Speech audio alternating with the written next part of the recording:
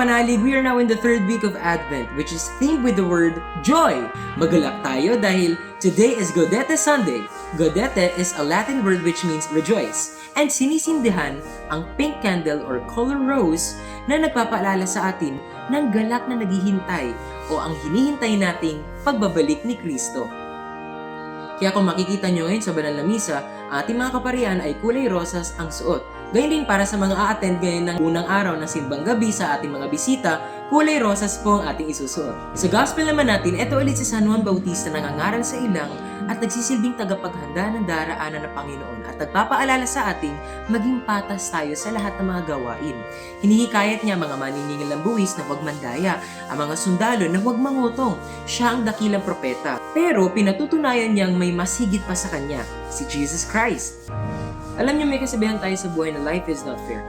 Talaga ba? Ang buhay ba talaga ay hindi patas o hindi kaya tayo ang naging dahilan kung bakit hindi patas ang buhay? Nasa ating mga kilos, mga desisyon, at mga pagkakataong ipinagkakalob sa atin kung alin ang pipiliin natin. Kaya sana piliin nating maghatid ng galak sa mga nalulumbay sa ating mga mumunting paraan. Sabi nga, happiness is only real when shared. Magbahagi tayo at sama-sama tayong maghintay ng buong kagalakan. Once again, ako si Matt.